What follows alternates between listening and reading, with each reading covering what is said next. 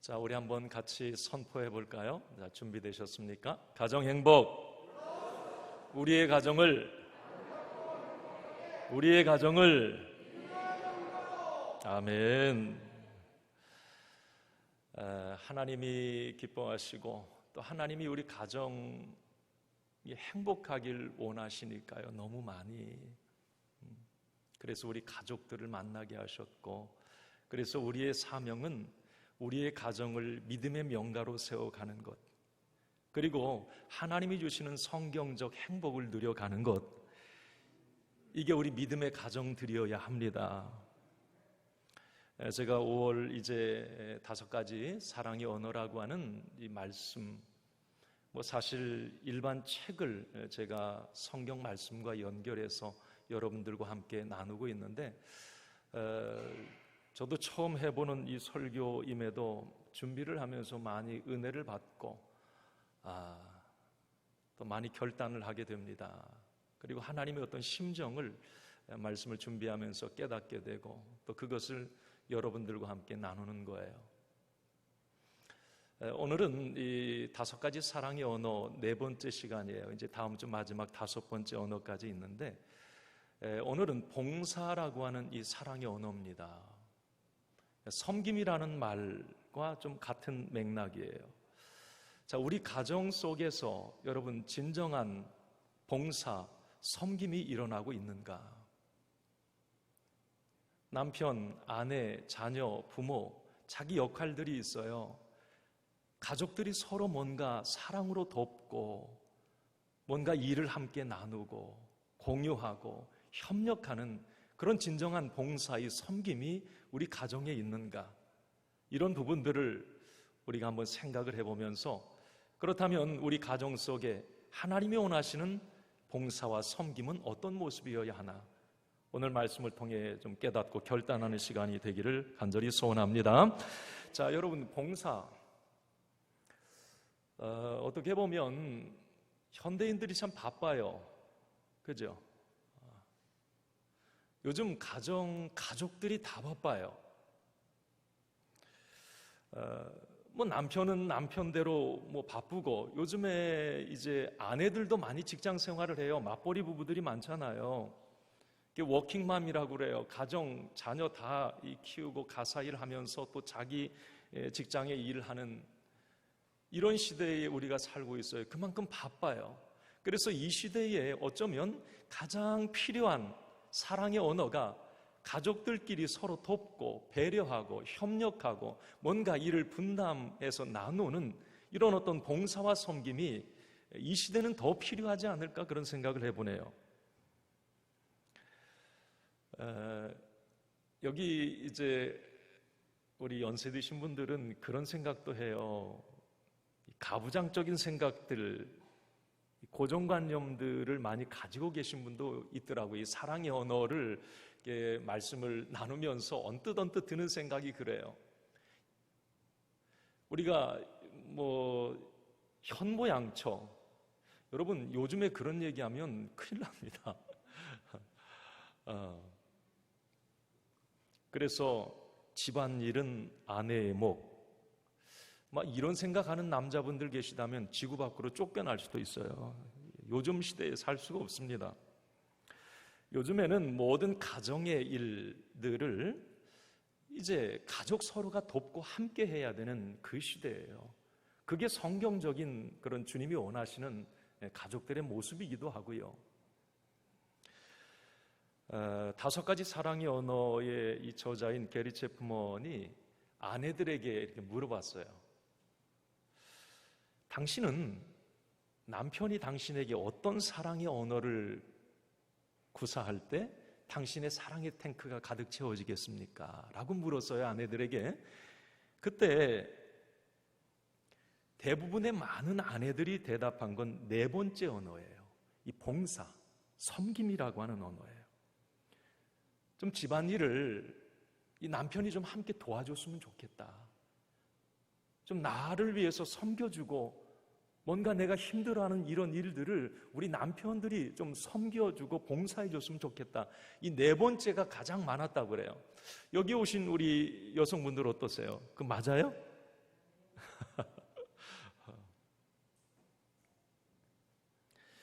우리 남편들이 아내가 진짜 원하는 게 무엇인지를 알아야 되는 거죠. 물론 아내들도 마찬가지고요. 자, 성경에 보면 누구보다도 이 봉사라고 하는 사랑의 언어를 가장 많이 사용하신 분이 예수님이라고 하는 걸 우리는 알게 됩니다. 예수님은 인성을 가지시고 이 땅에 오셔서 온 인류를 위해서 봉사와 섬김의 삶을 사셨어요. 봉사와 섬김의 극치, 최고봉은 단연 예수님이십니다. 예수님이 그렇게 봉사의 삶을 사셨기 때문에 또 그런 본을 보여주시고 우리에게도 그런 삶을 살라고 명령을 하셨어요. 그렇기 때문에 이 봉사와 섬김이라고 하는 것은 우리 그리스도인 가정에 또 우리 그리스도인들끼리 이웃에게 너무 중요한 이 믿음의 언어라고 하는 겁니다. 일례로 예수님의 오심을 한번 생각을 해봐요. 예수님이 탄생하실 때 예수라고 하는 이름의 분명한 뜻을 말씀해 주시죠. 마태복음 1장 21절, 예수님은 이름의 뜻이 뭐예요? 자기 백성을 저희 죄에서 구원할 자, 죄에서 구원할 자, 그게 예수님이라고 하는 이름이에요. 요한일서 2장 2절 말씀해 보면 그 예수님을 화목제물이라고 말씀을 해요. 오늘 본문에는 대속물이라고도 얘기를 합니다. 자, 예수님의 오심, 예수님은 죄에서 우리를 구원해 내시고 화목제물이 되시고 대속물이 되신다. 이건 자기가 죽는 걸 말해요. 없어지는 걸 의미합니다. 다시 말하면 예수님의 오심은 온 인류를 섬기기 위함이었다고 하는 걸 우리는 깨닫게 돼요. 예수님의 그 공생의 기간은 어땠죠? 예수님의 공생의 기간에 한번 그 사역들을 가만히 여러분 생각해 보세요. 병 고치시고 약한 자를 회복시켜 주시고 오병이어 칠병이어를 통해서 굶주린 자에게 양식을 공급해 주시고 가르침과 복음 전파를 통해서 새 생명을 얻게 하시고 한마디로 예수님의 이 공생의 모든 사역도 봉사와 섬김의 사역이셨습니다. 저는 예수님의 마지막을 생각해 봐요. 예수님이 십자가를 지셨어요. 예수님의 십자가 사건은 봉사와 섬김의 극치를 우리에게 보여줍니다. 예수님은 십자가를 통해서 온 인류를 내가 죽기까지 이렇게 사랑한다고 하는 그 사랑의 표현을 봉사와 섬김을 통해서 나타내 주셨던 거예요. 그래서 예수님은 마태복음 20장 28절에 이렇게 말씀을 하십니다. 같이 합독합니다. 인자가 온 것은 섬김을 받으려 함이 아니라 도리어 섬기려 하고 자기 목숨을 많은 사람의 대속물로 주려 함이니라. 예수님은 섬기러 오셨대요. 그게 본인이 하신 말씀이에요. 자기를 많은 사람에게 대속물로, 화목제물로 죽으러 이 땅에 오셨다. 그렇게 말씀하세요. 예수님은 이렇게 봉사와 섬김이라고 하는 사랑의 언어를 통해서 온 인류의 사랑의 탱크를 채워주셨습니다. 그리고 예수님의 봉사와 섬김을 통해서 우리는 어때요? 구원과 영생과 천국을 얻게 되었어요. 따라서 오늘 5가지 사랑의 언어 중에 이 4번째 봉사라고 하는 사랑의 언어는 분명한 예수님의 언어이고 성경의 언어인 것은 확실합니다. 자, 오늘 본문으로 이어집니다. 요한복음 13장에 오늘 보시면 예수님과 제자들이 마지막 식사를 하는 장면이 오늘 본문에 나와요. 최후의 만찬, 여러분 뭐 다 그림도 있고 상상이 되시죠? 거기에서 일어났던 한 사건을 오늘 13장에 소개를 합니다. 우리는 여기에서 예수님의 진정한 봉사와 섬김의 이 본을 우리는 보게 됩니다.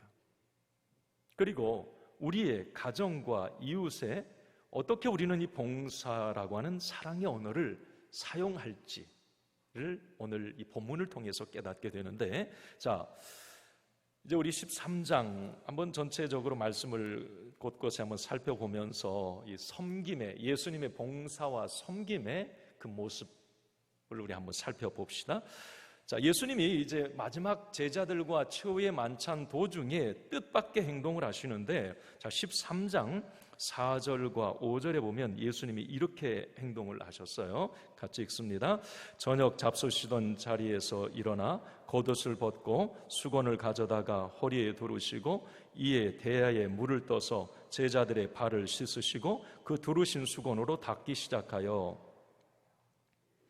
자, 여러분 이제 상상을 하시면 돼요. 예수님이 제자들과 식사를 하시는 자리에 갑자기 벌떡 일어나세요. 그러더니 준비를 미리 하셨던 것 같아요. 이 수건을 갖다가 허리춤에 이렇게 차요. 여러분, 수건을 허리춤에 찬다고 하는 건 이건 당시에 이 종들이나 하인들이 하는 행동 가운데 하나였습니다. 왜 그랬느냐면, 자, 이제 지금도 그렇지만 팔레스타인은 모래 사막이잖아요. 그래서 이 먼지들이 많이 일어나. 그래 이제 주인이나 어떤 손님들이 외부에 있다가 이게 들어오게 되면 이 종들, 하인들은 허리춤에 수건을 차고 이제 그 주인이나 손님들의 발을 씻겨드리는 그 일을 했단 말이죠. 그런데 예수님이 갑자기 식사 도중에 이게 종이 하는 일을 예수님이 하시는 거예요. 제자들 다 당황스러웠겠죠. 깜짝 놀랐습니다. 그때 이제 성질이 급한 이 베드로가 이제 이 이야기를 해요. 오늘 6절. 자, 베드로 한번 이야기 봅시다. 시작. 시몬 베드로에게 이르시니 베드로가 이르되 주여 주께서 내 발을 씻으시나이까? 예수님 왜 이러세요? 예수님 진짜 발 씻으시려고요? 우리 발 씻어 주려고요? 이 말이에요. 예수님 진짜 이 일 하시려고요? 아니, 선생 되신 예수님께서, 주가 되신 예수님께서 아니 왜 종이 하는 이 일을 갑자기 하신단 말입니까? 우리 참 난처하네요. 그 이야기입니다. 자, 그러면 예수님께서 왜 이런 행동을 하셨을까? 왜 예수님은 종들이나 하는 이런 일들을 하셨을까? 자, 오늘 요한복음 13장을 우리가 보셨는데 이 예수님의 마지막 식사하는 이 장면은 사복음서에 다 나옵니다. 그런데 누가복음에 보면 그 설명이 좀 자세히 나와요.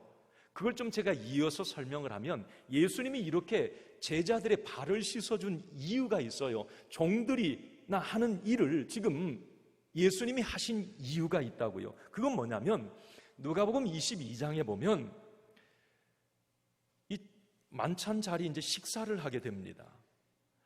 자, 그때 제자들끼리 다툼이 일어나요. 자, 왜 다투었느냐면 제자들 생각은 예수님이 지금 종려 주의를 통해서 예루살렘에 입성해서 이제 제자들과 식사를 하는데 제자들 생각은 이제 예수님은 이스라엘의 왕이다. 이제 며칠 후면 다 백성들도 호산나 다윗의 자손 뭐 우리의 왕이라고 그렇게 다 했고 이제 예수님은 왕 될 거야 분명히. 로마 이건 문제될 것도 없어. 그러면 예수님이 왕이 되면 너는 뭐 할래? 나 국무총리. 아니 그건 내가 해야 되는데? 아니 내가 예수님 더 가까이 있었잖아. 그러면서 이 자리다툼이 일어난 거예요. 예수님을 정치적 왕으로. 사실 예수님은 지금 며칠 후에 얼마 후에 십자가에 죽으셔요. 예수님은 그걸 아세요. 제자들은 그걸 몰라요. 그러면서 누가 최고의 자리에 올라서 봉사와 섬김을 받을 건가? 요 이야기로 다툼이 일어난 거예요. 누가복음 22장에 보면. 그래서 누가복음 22장 24절에 보면 이런 말씀이 있습니다. 또 그들 사이에 그중 누가 크냐는 다툼이 난지라 그랬어요. 그리고 22장 바로 이어서 27절에 보면 그 모습을 보신 예수님이 속이 터졌는지 이 말씀을 하세요. 그러나 나는 섬기는 자로 너희 중에 있느니라 그래요.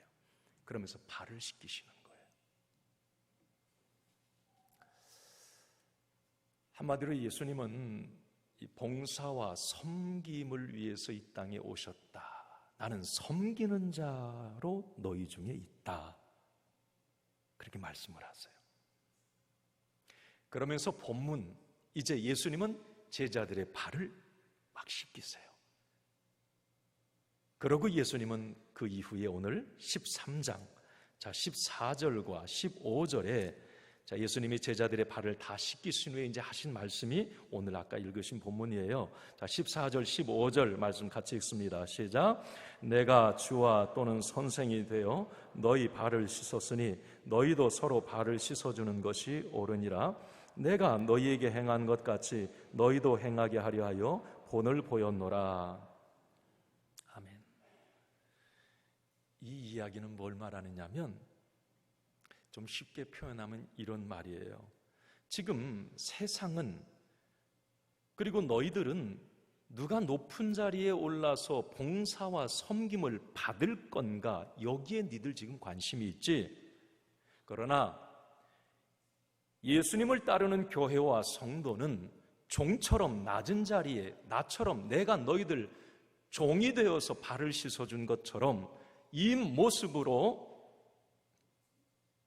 봉사와 섬김의 삶을 실천하는 것, 이 삶을 너희도 살아라 라고 예수님은 말씀을 해 주신 거예요.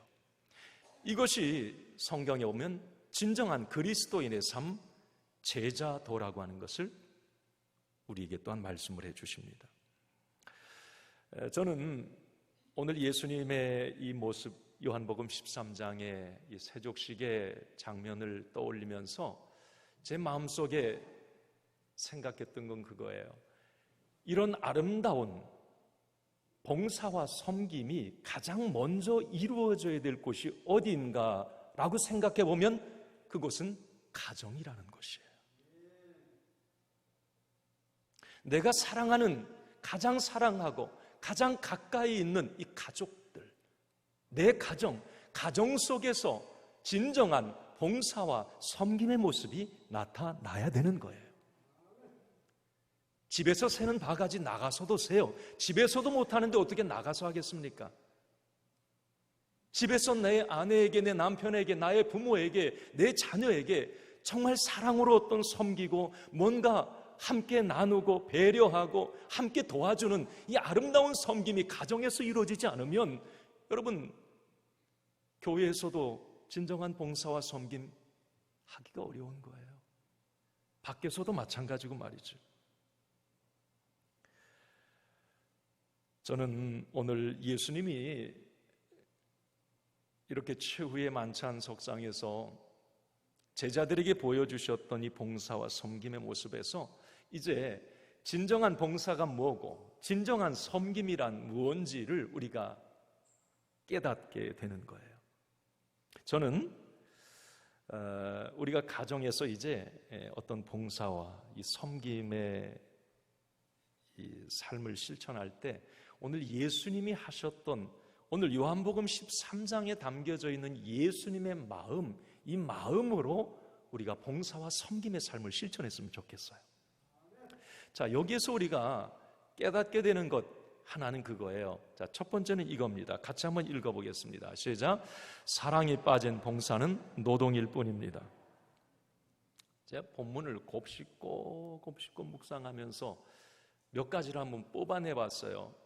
진정한 봉사란 뭘까? 여러분, 사랑이 빠진 봉사? 이건 노동일 뿐입니다. 예수님께서 오늘 왜 제자들의 발을 씻어주셨을까요? 뭐 얼마 후에 이제 며칠 후에 좀 헤어지니까 물론 그 서운함도 있겠지만 요한복음 13장, 오늘 이 13장 1절에 이런 말씀을 합니다. 같이 한번 읽어보겠습니다. 시작. 유월절 전에 예수께서 자기가 세상을 떠나 아버지께로 돌아가실 때가 이른 줄 아시고 세상에 있는 자기 사람들을 사랑하시되 끝까지 사랑하시니라. 아멘. 그리고 예수님이 이제 제자들의 발을 씻기세요. 예수님의 이 봉사, 오늘 이 제자들의 발을 씻기시는 이것은 철저하게 제자들을 사랑하셨기 때문에 지금 이런 봉사를 하고 있는 거예요. 이런 섬김을 하고 있는 거죠. 성경에 보면 예수님의 모든 사역, 모든 예수님의 봉사와 섬김의 사역 속에는 애틋한 사랑이 배어 있어요. 그걸 우리는 발견합니다. 치유와 회복의 사역 속에서도 그 한 영혼을 너무 사랑하시는 그 모습, 용서와 화해의 사역 속에서도 70번씩 7번 용서, 그 속에 주님의 엄청난 사랑이 담겨 있어요. 가르침과 복음 전파의 사역, 잃은 양 한 마디 천하보다 귀하다고 말씀하시면서 영혼을 구원하시는 예수님의 모습, 역시 사랑이 거기에 듬뿍 담겨 있습니다. 예수님의 모든 사역 속에는, 예수님의 봉사와 섬김 속에는 사랑이 기초가 되어 있어요. 여러분, 사랑이 빠진 섬김과 봉사, 이건 노동입니다. 이건 봉사라고 말하는 거 아니에요. 이건 섬김이 아니에요. 그냥 노동한다, 일한다 그러세요. 사랑이 빠져 있는 것은 이렇단 말입니다. 여러분,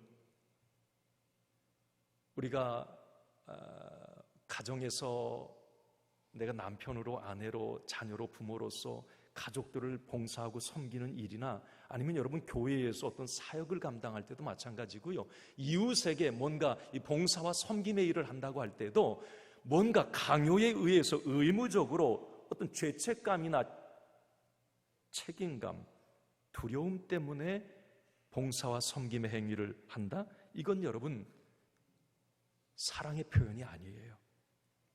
노동일 뿐입니다. 여러분 스스로 자문자답해 보세요. 여러분 가족들을 많이 사랑하시죠? 내 아내, 내 남편을 사랑하시죠? 내 부모님 사랑하시죠? 내 자녀 많이 사랑하죠? 그렇다면 가족들에게 서로 행해지는 여러 가지 행위들이 사랑이 담긴 이 봉사와 섬김, 이 사랑의 표현들이 되어야 된다고 하는 것입니다. 내가 남편이니까, 아내니까, 뭐 자녀라서 의무적으로 책임감 때문에 섬기고 봉사하는 게 아니에요. 그건 봉사가 아니에요. 따라합시다. 사랑하니까, 진짜 사랑해서, 그래요. 그 이유 때문에 봉사하고 섬길 때 사랑의 탱크가 채워지는 거예요.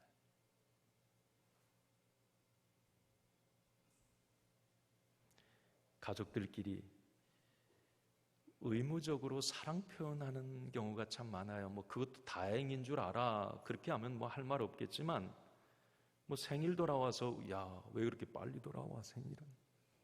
기념일 벌써 돌아와서 아이 귀찮네. 아니 명절은 왜 그렇게 빨리 돌아와 선물해야 되는데. 여러분 의무적으로 책임감 때문에 뭔가 돕고 봉사하고 섬긴다? 감동이 없습니다. 여러분 누군가 뭔가 섬김을 받아보고 봉사를 받았을 때 그 속에 사랑이 담겨 있으면 그게 느껴져요. 그렇죠? 느껴집니다. 선물 하나에도 그 사람의 마음이 얼마나 담겨 있는지 사람이면 다 느껴져요. 아니 저 사람이 뭐 억지로 그냥 뭐가 이게 뭐 없는지 못 돌아오듯이 빨리 돌아와가지고 아유 얘다 받아라. 오히려 이런 경우는 화가 나지요. 사랑의 마음이 담겨 있지 않으면 안 돼요. 사랑이 배어 있어야 돼요. 예수님도 그러셨어요. 모든 예수님의 사역 속에, 모든 봉사와 섬김 속에는 사랑이에요. 사랑. 끝까지 사랑하시느니라. 끝까지 사랑하시는 그 사랑. 자기를 죽기까지, 자기 생명을 내어주기까지 사랑하시는 그 사랑이 예수님 속에는 배어 있었다는 거예요. 그 사랑으로 우리가 섬기고 봉사하자는 거예요. 그 사랑이 가정에 있을 때 왜 깨어짐이 있겠습니까? 그 사랑이 담긴 봉사와 섬김이 있을 때 왜 가정에 갈등과 어려움이 있겠어요? 한번 생각해 보세요. 사랑이 빠지고 의무와 책임이 앞서니까 가정이 드라이한 거예요. 건조하고 메마른 거예요. 삭막한 거예요.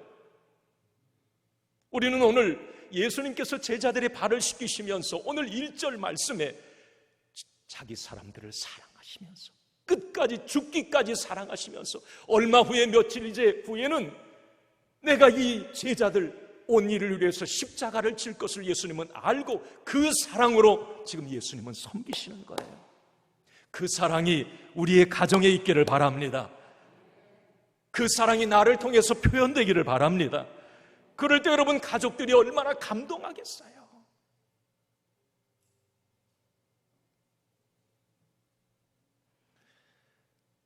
미국의 대통령 중에 가장 사랑받는 대통령이 미국의 40대 대통령인 레이건 대통령이라고 그래요.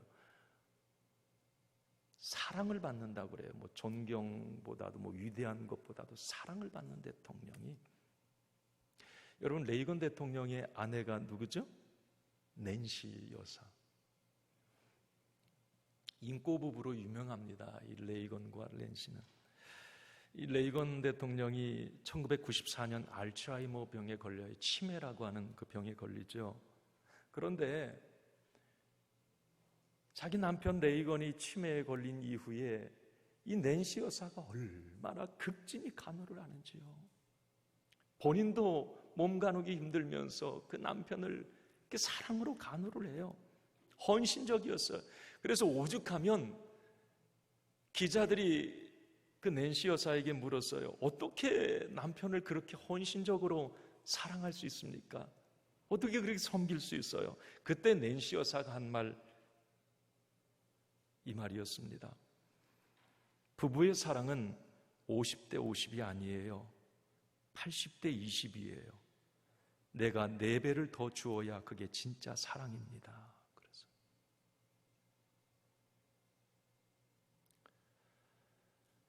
여러분, 우리의 가정에 사랑이 담긴 봉사와 섬김이 많아지기를 소원합니다.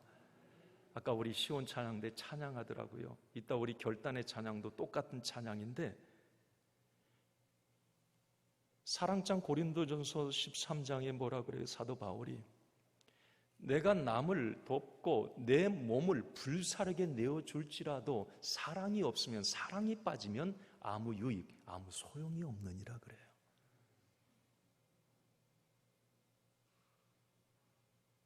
사랑으로 하라는 거예요. 사랑을 듬뿍 담아 도와주라는 겁니다.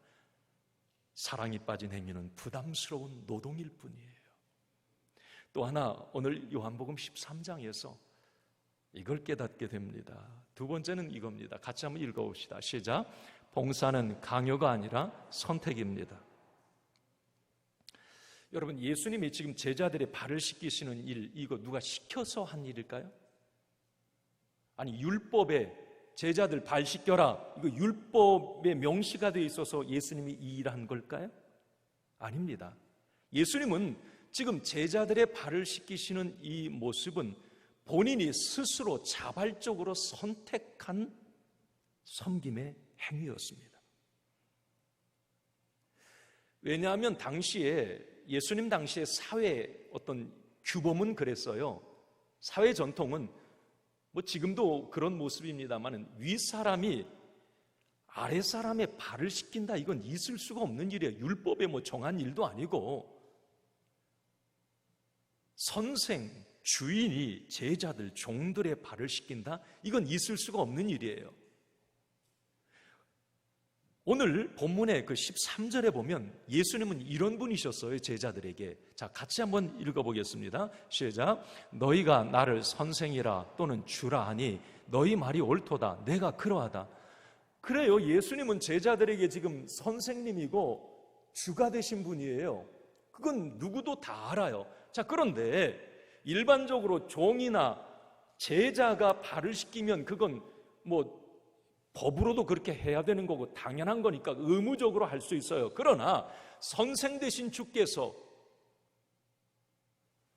제자들의 발을 씻기신다, 이것은 철저하게 강요나 어떤 책임감 때문에 하는 게 아니라는 거죠. 예수님의 선택이셨다고 하는 거예요. 자발적으로, 좋아서, 기뻐서, 즐거운 마음으로, 사랑해서 예수님이 선택한 봉사와 섬김이었다고 하는 겁니다. 여러분, 누군가를 돕고 가족들을, 내가 아내를 좀 힘들어서 뭔가를 도와주는데 남편이라서 뭐 억지로 짜증내면서 그냥, 그게 아니었어요. 진정한 봉사는 아까 사랑이 담겨 있지만 내가 선택하는 거예요.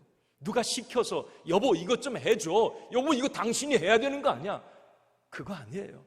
내가 스스로 자발적으로 사랑해서 도와주는 거예요. 이게 진정한 봉사라고 하는 거죠. 그래서 로마서 12장 8절에 보면 이런 말씀이 있습니다. 긍휼을 베푸는 자는 즐거움으로 할 것이니라 그래요. 자, 긍휼을 베푸는 자는 어떤 마음으로 하라고요? 즐거운 마음으로, 즐거운 마음으로. 여러분 좀 즐거운 마음으로 하시기 바랍니다. 즐거운 마음으로 좀 남편 도와주고 아내 도와주고 부모 좀 도와주세요. 즐거운 마음으로, 억지로 인색한 마음으로 그렇게 하지 말고요. 강요에 의해서 하지 말고.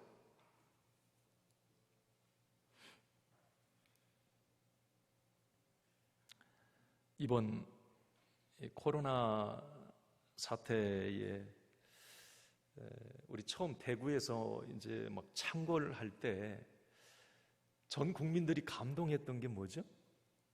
그 의료진들, 자원봉사자들이 이제 막 대구로 속속 집결하는 거예요. 정말 이 감동적인 사연들이 신문에도 많이 기사로 읽었고, 야, 참 멋있는 분들이다. 나라면 저렇게 할 수 있을까 하는 생각도 몇 번 바꿔 생각을 해보고요. 참 귀한 분들이다. 국민 감동을 줬어요. 자, 왜 온 국민이 감동을 합니까? 그것은 누가 시켜서 강요에 의해서 억지로 돈 벌려고 그 일을 한 게 아니에요. 그분들은 내가 이 나라를 사랑하고 정말 어려운 형편에 놓여있는 그 사람들에게 내 탤런트를 가지고 뭔가를 좀 돕고 싶은 자원하는 마음, 즐거운 마음으로 그곳을 향해 달려갔기 때문에 그 모습이 너무 감동이었던 거예요.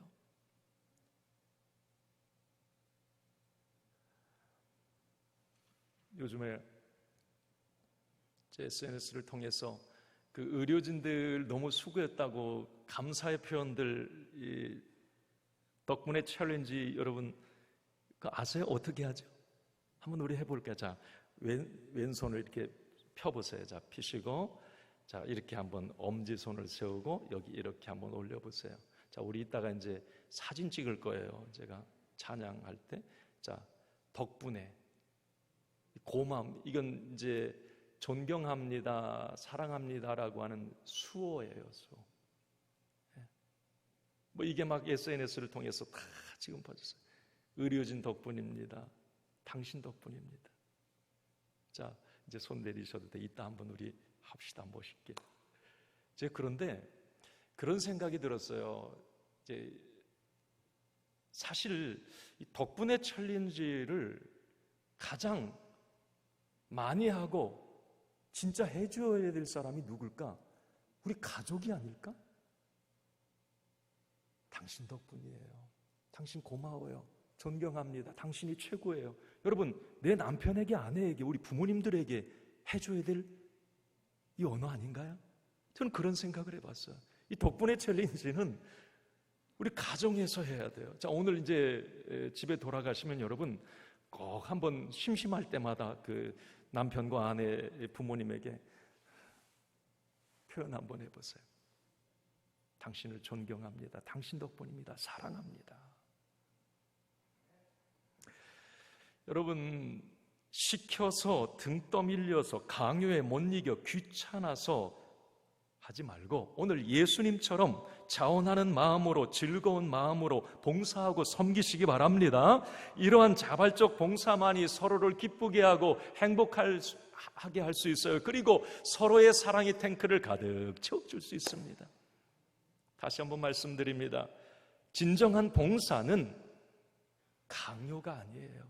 선택입니다. 내가 선택하는 것. 이런 선택이, 자발적인 선택이 많아져야 돼요.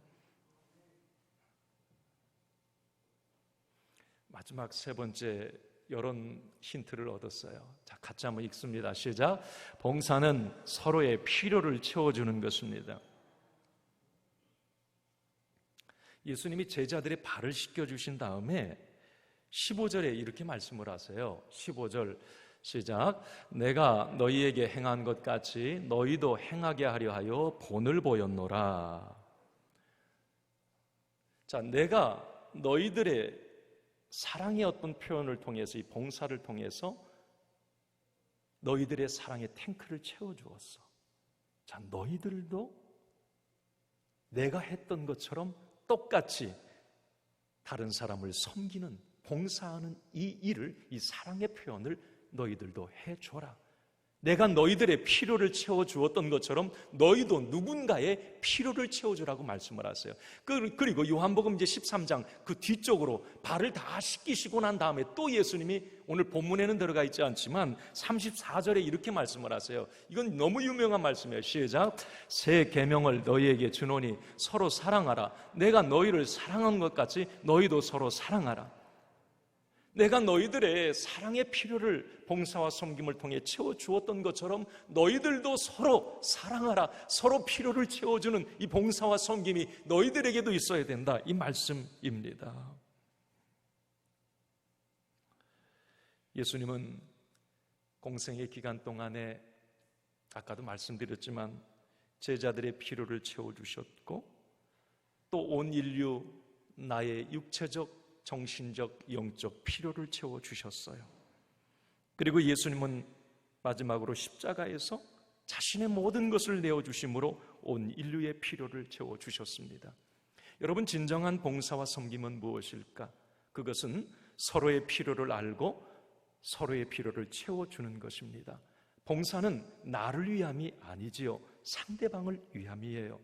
나의 욕심을 채우기 위함이 봉사가 아닙니다. 상대방의 필요를 채워주는 것이 진정한 봉사와 섬김이에요. 예수님은 그런 삶을 사셨어요. 자기를 위한 삶이 아니라 다른 사람의 필요를 채워주는 삶, 온 인류의 영적, 정신적, 육체적 필요를 채워주는 이 삶을 살다 가셨습니다. 여러분, 가정에도 남편의 필요가 있어요. 아내들 아십니까? 남편이 지금 뭘 필요로 하는지, 지금 뭐가 약하고 부족한지, 뭐 때문에 힘들어 하는지. 여러분, 아내의 필요가 있어요. 우리 남편들 그 아내의 필요를 알고 있습니까? 여러분, 자식의 경우 부모님의 채워줘야 될 필요가 있어요. 부모는 자녀에게 또 채워줘야 될 필요가 있고, 사랑의 섬김과 봉사를 통해서 이러한 필요를 채워주라고 하는 것이 바로 우리 주님의 명령이셨습니다. 제가 여러분도 읽으셨겠지만 그 5가지 사랑의 언어, 그 책에 이 봉사, 이 남편의, 아내의 필요를 얘기하면서 구체적인 예를 들어놨는데 이런 거예요. 제가 가만히 읽어보니까 이 남자들이 대부분 해야 될 일들이더라고요. 그건 뭐냐면 요리, 식탁 정리, 설거지, 청소기 돌리기, 변기 닦기, 세면대 배수구 머리카락 끄집어내기, 기저귀 갈기, 쓰레기 분리수거, 강아지 산책 등등, 뭐 이런 거. 우리 아내의 필요를 남편들이 알고 있느냐 말이에요. 진정한 봉사와 섬김은 상대가 원하는 그 필요를, 그 가려운 데를 긁어주는 게 진정한 봉사와 섬김인데, 우리 남편들이, 아내가, 우리 자녀들이 이 부분을 알고 지금 뭔가 가정에서 섬기고 있느냐 말이지요. 이렇게 말씀 이제 정리하고 마치는데, 아까 레이건 전 대통령이 이제 고인이 됐어요. 낸시 여사도 마찬가지고. 그분들의 연결된 일화 하나를 소개하고 이제 말씀을 좀 마칩니다.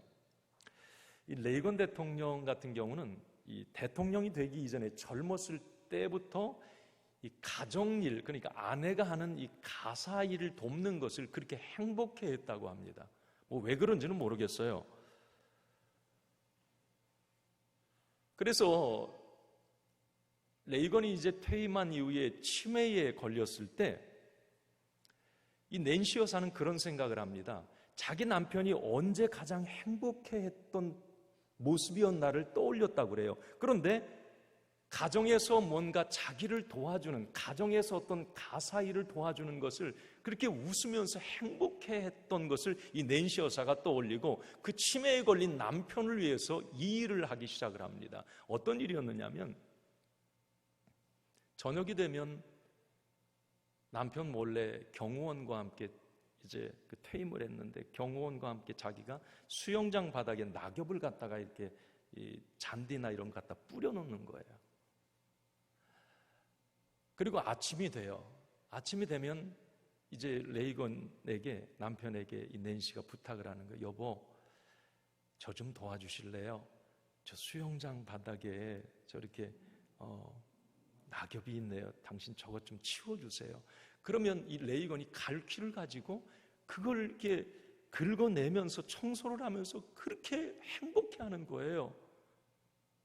그 낸시 여사는 뒤에서 눈물을 쭉 흘리고 있었고 콧노래를 부르면서 막 그 일을 했다고 그래요.